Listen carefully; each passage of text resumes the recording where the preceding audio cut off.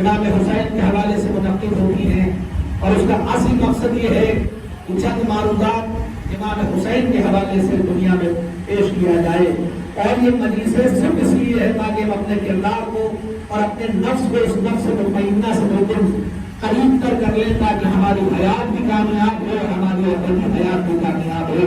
عزیزان محترم، امام حسین کی شان بندگی اتنی عظیم ہے کہ پروردگار نے اس آیت کی آواز روزے کربلا 10 ماہ محرم کو اس وقت آئی کہ جب پروردگار نے اپنے بندے سے کہا کہ نفس مطمئنہ پلٹ اپنی رب کی طرف۔ عزیزان محترم، ہم نے 1400 سال سے اس سفر عشق کو مسلسل جاری اور ساری رہتے دیکھا ہے۔ امام حسین کی عظمت کو محسوس کیا ہے۔ یہ سفر ہمیشہ جاری رہے گا، کہ جب تک زندگی ہے، جب تک دنیا ہے، تب تک یہ سفر عشق جاری اور ساری رہے گا۔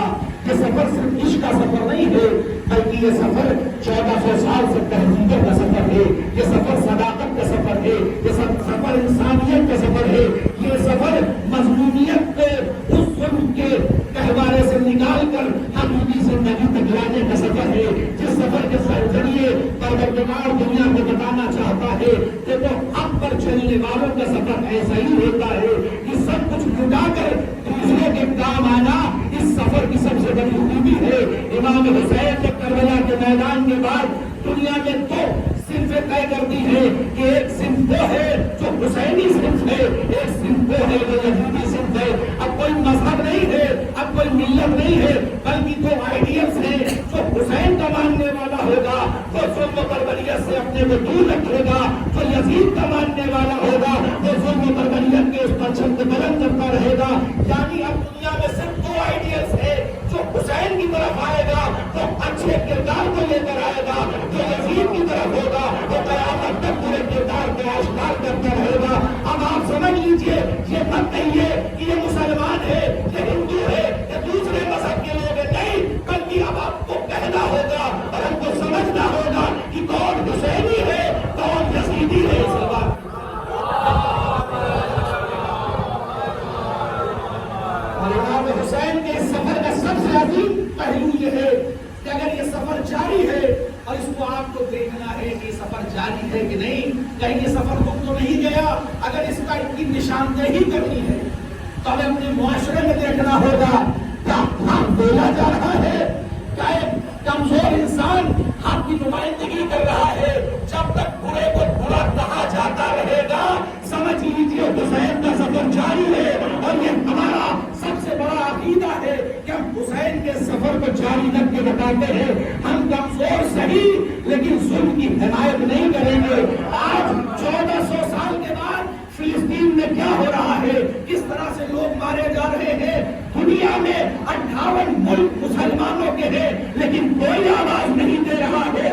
آواز وہی دے رہا ہے جو حسینی فکر رکھتا ہے، جو حسینی تبلیغ رکھتا ہے، جو حسینی فہم و ادراک رکھتا ہے، وہی دنیا کو بتا رہا ہے کہ ہم اس لیے نہیں جا رہے ہیں کہ فلسطین میں شیعہ نہیں ہے، فلسطین میں دوسرے مذہب کے لوگ ہیں، لیکن ہم فلسطین کی حمایت کر کے دنیا کو بتانا چاہتے ہیں جو بھی حسینی آہنگ رکھے گا وہ مظلوم کی مدد کرتا رہے گا، چاہے اپنی قربانی کو پیش کرنا پڑے گا۔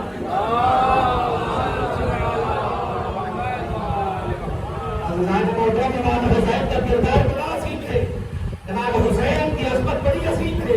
امام حسین نے کسی ایک مقصد فکر کے لیے اپنی قربانی نہیں پیش کی، امام حسین نے انسانیت کا تحفظ کرنے کے لیے قربانی پیش کی۔ امام حسین بھی چاہتے تو کربلا کے میدان میں بیعت کے مطالبے کے بعد کربلا کے میدان نہ جاتے بلکہ منانے میں رہ جاتے، اپنی حفاظت کرتے، اپنے جانثاروں کے ذریعے اپنی حفاظت کرتے، لیکن امام حسین اپنی حفاظت تو کر لیتے لیکن قیامت تک کے لیے انسانیت اور اسلام کی حفاظت کون کرتا۔ امام حسین نے ایک چھوٹے سے سفر کا آغاز نہیں کیا بلکہ رہتی دنیا تک ایک عظیم انسانیت کے سفر کا انتخاب کر کے قیامت تک کے لیے بتا دیا۔ جو ہمارے سفر میں شامل ہوتا ہے وہ سمجھ لینا کہ وہ حسینی ہے۔ اور بس عزیزان محترم ایک بات کہہ کے آگے کی منزلوں کی طرف بڑھ جانا چاہتا ہوں کہ جس کے دل میں اللہ کی محبت پائی جاتی ہے وہ وقت کے کسی چیز سے نہیں ڈرتا، یہی حسین نے بھی کر کے بتایا ہے۔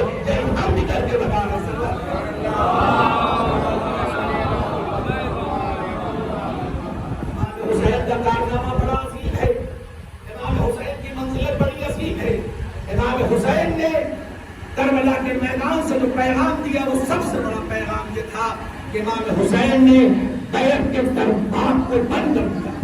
اس سے پہلے بھی بہت سے لوگ اٹھے جنہوں نے بیعت کا مطالبہ کیا، لیکن امام حسین کی شخصیت نے بیعت کے دروازے پر ایک ایسا قفل لگا دیا کہ اب رہتی دنیا تک بیعت کا مطالبہ کبھی ظالم کی طرف سے نہیں ہو سکتا. آپ کہیں گے، پوچھیں گے کیسے؟ اگر اس کو سمجھنا ہے تو کربلا کے بعد امام سید سجاد کو دیکھیے، جن کے ہاتھوں میں ہتھکڑیاں ہیں، پیروں میں بیڑیاں ہیں، لیکن یزید کے دربار میں ہے، لیکن یزید کی حیثیت نہیں ہے کہ امام سید سجاد سے بیعت کا مطالبہ کرے. یعنی امام سید سجاد سے بیعت کا مطالبہ نہ کر کے یزید نے ثابت کر دیا کہ امام حسین نے بیعت کے دروازے کو بند کر دیا.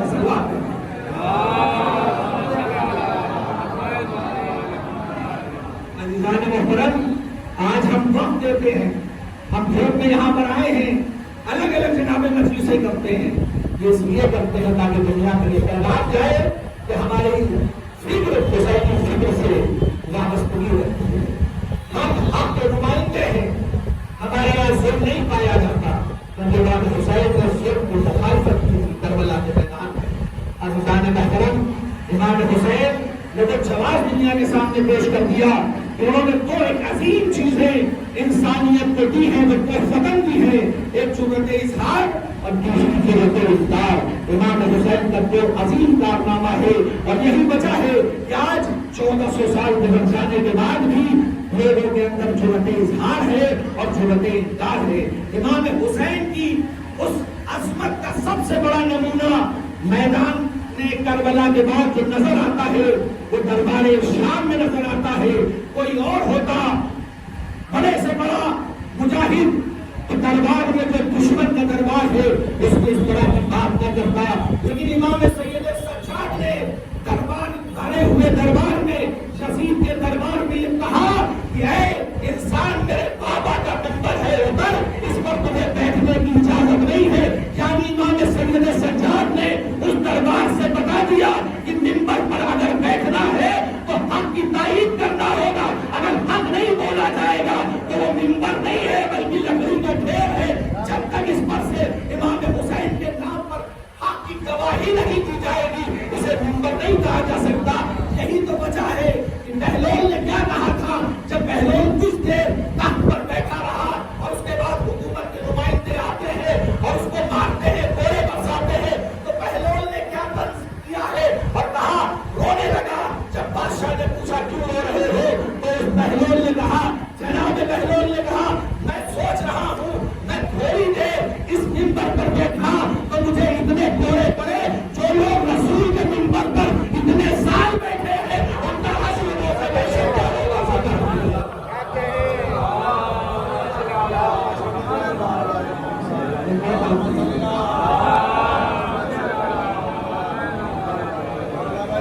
امام حسین نے عظیم کردار کو دنیا کے سامنے پیش کیا.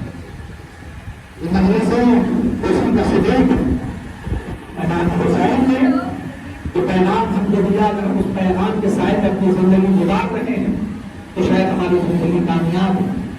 کیونکہ اگر ہم اس آزادی کو اپنی آزادی سمجھ رہے ہیں تو یہی سب سے بڑا دھوکہ ہے. اگر ہم اس آزادخانے کو اپنا آزادخانہ سمجھ رہے ہیں تو یہی سب سے بڑا وہم و گمان ہے. امام حسین کی آزادی کسی کی میراث نہیں ہے. امام حسین کی آزادی ہر انسان کی ہے جو اپنے دل میں حق کے چراغ کو روشن کیے ہے. امام حسین کی آزادی ہر انسان کی ہے کہ جس نے اپنے دل کے اندر انسانیت کا ذہن بنا رکھا ہے، وہی کہنے کا حق رکھتا ہے کہ حسین کی آزادی ہماری ہے.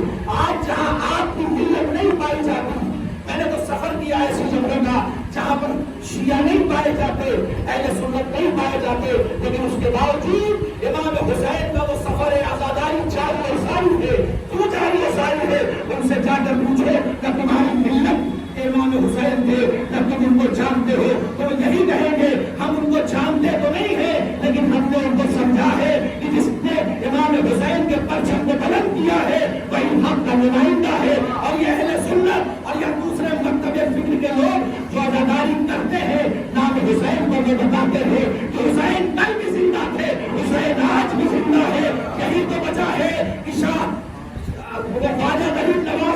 خود کہا شاہ حسین بادشاہ حسین میں ہاتھوں کو چھوڑ کے کہوں گا راجا اب کیوں کہہ رہے ہیں کہیے خود حسین تھے حسین ختم ہو گئے لیکن شاید راجا کہیں گے جس کا دربار سجا ہوتا ہے وہ زندہ ہوتا ہے حسین کا دربار آج بھی سجا ہے حسین آج بھی زندہ ہے جب تک یہ فرش وفا بچھی رہے گی حسین کے نام کو اسی طرح یاد کیا جاتا رہے گا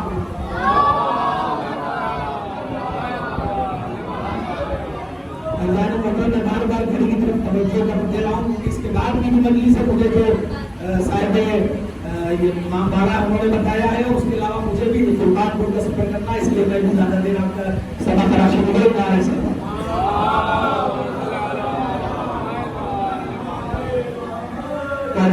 نوجوانوں بالکل مجھ سے بہتر جانتے میں اپنے بچوں سے مخاطب ہوں اور انہیں سے کہنا چاہتا ہوں اس تہذیب آزاداری کو اپنے ہاتھ سے نہ جانے دیں کیونکہ تہذیب آزاداری اتنی عظیم ہے کہ اس کا خود اندازہ آپ لگا سکتے ہیں اس مجلس کا جو سب سے پہلا فائدہ ہے تو کیا ہے دنیا ہم سے کہتی ہے کہ آپ آزاداری میں شامل ہوتے ہیں آپ کو کیا فائدہ ملتا ہے میں آپ کو یہ بتانا چاہتا ہوں کہ کم سے کم جتنی دیر حسین کا چاہنے والا حسین کی فرش ادا کرتا ہے اتنی دیر وہ نجاست اور کثافت سے اور فکر کی گندگیوں سے دور رہتا ہے طہارت کے مرکز پر بیٹھ کر اپنی زندگی کو طاہر بناتا ہے یہ حسین کی مجلس کا پہلا تحفہ ہے جو امام حسین نے دیا کاش ہم اس تہذیب آزاداری اور تہذیب فرش ادا کر اپنے گھروں تک لے جائیں تو ہماری زندگی بھی خوبصورت ہو سکے ہم چند لمحے کے لیے بیٹھتے ہیں تو ہمارا یہ بیٹھنا کتنا کامیاب ہو جاتا ہے کاش تہذیب آزاداری ہمارے گھروں تک جائے تاکہ ہم کہہ سکیں کہ ہماری زندگی مکمل طور پر کامیاب ہے امام حسین کی عظمت کو سلام اور امام حسین نے نہ جانے کیسے کیسے کارنامے سرزمین کربلا پر کیے آج ہم یہ سوچتے ہیں کہ امام حسین نے صرف اسلام کو بچایا انسانیت کو بچایا نہیں بلکہ اس رشتے انسانیت کو بچایا آج جو بھائی اور بھائی کی محبت باقی ہے یہ امام حسین نے سرزمین کربلا کو بچا کر بتایا آج دنیا یہ سوچتی ہے کہ بھائی بھائی سے محبت کرتا ہے اس کی وجہ یہ ہے کہ جس کے ذہن میں امام حسین اور جناب عباس کا کردار پایا جاتا ہے وہ اپنے بھائی سے محبت کرتا نظر آئے گا اب آپ کو پہچاننا ہے کہ جو اپنے بھائی سے محبت نہ کرے وہ کتنا زبان سے کہے کہ ہم حسینی ہیں لیکن اسے حسینی نہ سمجھنا کیونکہ اسے عباس کی وفاداری کا احساس نہیں ہے جس کے دل میں جس کے ذہن میں عباس کی وفاداری نہیں پائی جاتی وہ کچھ ہو سکتا ہے حسین کا چاہنے والا نہیں ہو سکتا سلام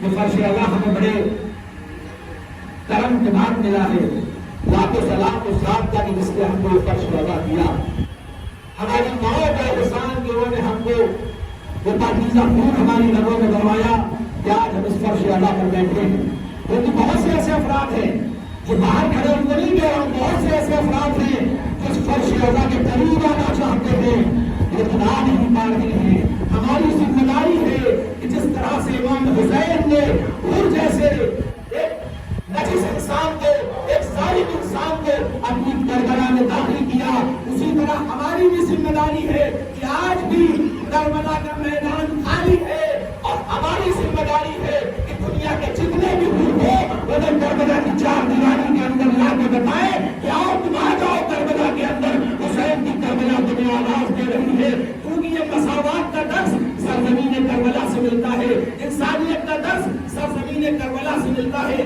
آج 1400 سال کے بعد برہوت کی بات کی جاتی ہے لیکن امام حسین نے اسی پیغام کو دنیا کے سامنے پیش کر دیا کہ بھائی چارگی دیکھنا ہے تو کربلا کے میدان پہ آؤ امام حسین نے اس حکومت کو کربلا کے میدان میں دکھایا جب ایک جانثار دوسرے جانثار سے سبقت کر رہا ہے حسین کے چاہنے والے یہ کہتے نظر آ رہے ہیں آقا پہلے ہمیں جانے کی اجازت دیجیے یہ وہ قربانی کا جذبہ ہے کہ جو امام حسین نے سرزمین کربلا پر پیش کیا امام حسین نے بتانا چاہا کہ دیکھو لوگ اپنی زندگی کو بچانا چاہتے ہیں لیکن یہاں ایسے متوالے ہیں جو اپنی زندگی کو قربان کر کے راہ اسلام میں قربانی کا شرف حاصل کرنا چاہتے ہیں جو انقلابیہ ہے ان کے ذہن و دل و دماغ میں ان کے شعور میں ان کا وہ حوصلہ موجود ہے کہ اس حوصلے کے سائے میں اپنی زندگی بنا رہے ہیں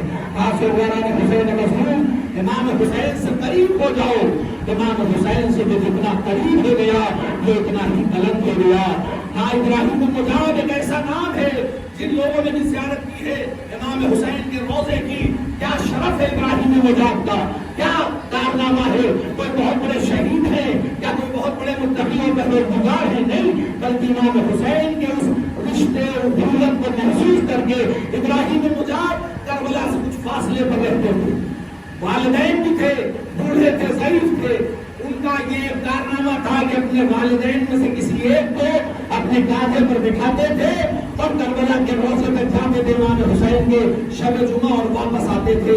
फिर दूसरे शब जुमा अपने माँ का अगर वो है शेड्यूल को उनको ले जाते थे, बाप का अगर दिन है तो उनको ले जाते थे। एक दिन वहाँ जाते थे तो इमाम हुसैन के रोज़े पर सलाम कहते थे, जैसे हम भी जाकर सलाम कहते थे, कहीं से जवाब सलाम नहीं आता था। एक रात जब वो अपने वालिद साहब को पहुंचा के घर पहुंचे हैं तो वालिदा ने कहा, इब्राहिम मुजाब मुझे भी इमाम की ज़ियारत करना है। कहा, अम्मा आप तो अगले हफ्ते लेकर चलोगे? कहा, नहीं, पता नहीं मैं जिंदा रहूं न रहूं। एक बार वो शख्स जो अभी इतनी दूर का सफर तय करके आया है, कांधे पर अपने बाप को बिठा कर आया है, ये वो जज्बा है जो हुसैन से मुत्तसिल करता है और अपने में इजाफा करता है। इब्राहिम मुजाब ने अपनी माँ को कांधे पर बिठाया और फिर सरजमीन करबला की तरफ चलने लगे। जैसे ही पहुंचे हमेशा की तरह अब इब्राहिम मुजाब ने फिर सलाम कहा, उधर से जवाब सलाम आया। हर इंसान परेशान है, इमाम हुसैन ने जवाब दिया है। अरे इमाम हुसैन ने इब्राहिम मुजाब की अजमत में इजाफा इसलिए किया, इब्राहिम मुजाब ने अपने वालिदैन को उस रिश्ते की अहमियत को पहचाना। करबला बताना चाहती है कि जो अपने वालिदैन के लिए अच्छा है वही हुसैन के लिए भी अच्छा है, जो अपनी मिल्लत के लिए अच्छा है वही हुसैन के लिए भी अच्छा। सलाम दीजिए।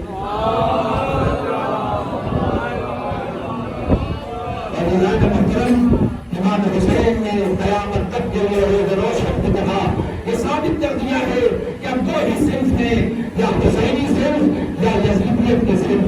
अब हमें ये तय करना है कि हमें किस तरफ जाना है, हमें किसको अपनाना है। अगर हमारे अंदर वो जज्बे इंसान पाया जाता है, वो इंसानियत का जज्बा पाया जाता है, तो हमें हुसैन की तरफ आना होगा। और हुसैन की तरफ जब कोई इंसान आएगा तो वही आ सकता है जिसका नफ्स मुतमईन हो, तो नफ्स मुतमईन्ना की बात हो। यहाँ पर कोई और नहीं आ सकता तो दुनिया में जुल्म करके आया हो जो हुसैन की वाहिदा को सब नहीं छुपा सकता।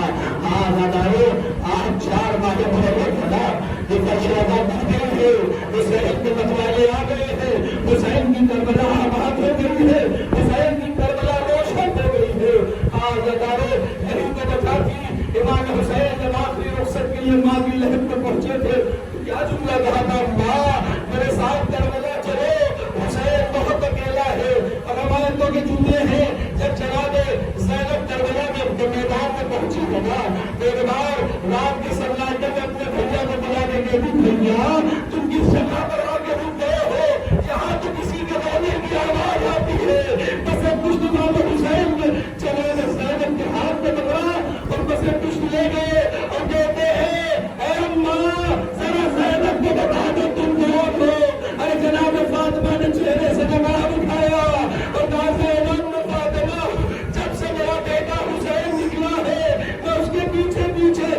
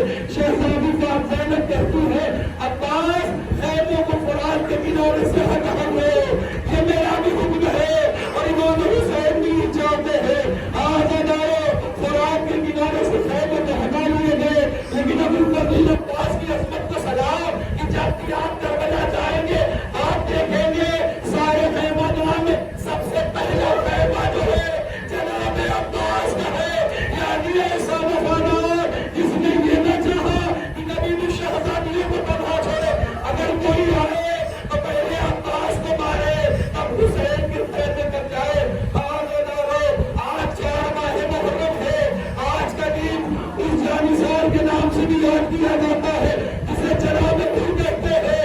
کیا جذبہ ہے جناب حور کا، کربلا سے پہلے کی سرتاج میں ہے، کربلا کے بعد کس طریقے سے جی رہے ہیں. ارے راتوں کو جاگ رہے ہیں. 2 محرم کے بعد جناب حور سوئے نہیں ہے. اب 9 محرم کی رات آئی، ایک بار پیچھے دوسرے ٹہل رہے ہیں.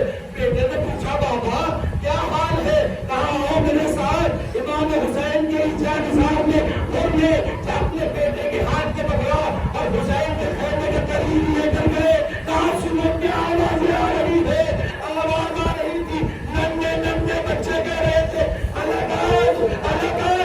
حور کہتا ہے بیٹے سے مخاطب ہے کہ اس کا ذمہ دار میں ہوں. اگر یہ آقا کو یہاں نہ لاتا تو یہ ننھے ننھے بچے رقص نہ کرتے. آوازیں داروں نے مہدی آیا کہ 10 ماہ محرم کی صبح آئی. ارے یہ جانسار جانا چاہتا ہے. امام کی طرف آگے بڑھنے لگا. ایک بار اپنے آنکھوں میں کٹی بدوائی، ہاتھوں کو باندھا. ایک بار حسین کی خدمت میں جانا چاہتا ہے. ادھر حسین کے 2 پاس آگے بڑھو، میرا حل آ رہا ہے. علی اکبر آگے بڑھو، حل آ رہا ہے. امام حسین کے قریب جناب حور پہنچے. ایک بار معافی مانگی. امام حسین نے کہا میں نے بھی معاف کیا، میرے خدا نے بھی معاف کیا. بس ایک منظر ہے. وہ کہتا ہے مجھے اجازت دیجیے اور مجھ سے پہلے میرے بیٹے کو اجازت دیجیے. ان کا بیٹا جاتا ہے، جنگ کرتا ہے. ارے آواز دیتا ہے ارے بابا مدد کو آئیے. وہ نہیں پہنچے، اس سے پہلے امام حسین اس کی لاش میں پہنچے. ایک بار وہ دیکھ کر کہتا آپ کیوں آئے؟ غلام کا لاشا ہے. امام حسین کہتے ارے جوان کے لاشے پر بوڑھے باپ کو نہیں آنا چاہیے. ارے میں کہوں گا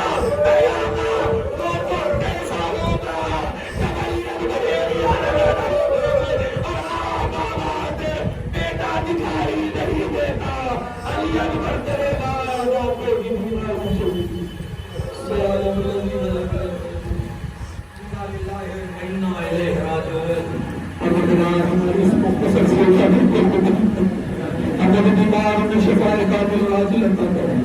ہمیں مقروض ان کے قرضوں کی ادائیگی ہو کر سکے. ہماری ملت میں اتحاد اور اتفاق کو پیدا کرے. پروردگار ہمیں وہ جذبہ ہم میں پیدا ہو کہ امام حسین کی عزاداری کو حقیقی معنوں میں کر سکے. ہم صرف دکھاوے کے طور پر امام حسین کی عزاداری نہ کرے. ہمارے اندر وہ جذبہ پیدا ہو کہ ہم فاطمہ زہرا کو ان کے لال کا پرسہ پیش کر سکیں. علماء اعلام کے سایہ ہمارے سرے پر قائم رکھے. پرچم ہر حق کو سربلند کر، پرچم کفر نفاق کو سرنگوں کر. منتقم خود حسین امام زمانہ عبداللہ تعالی شریف پر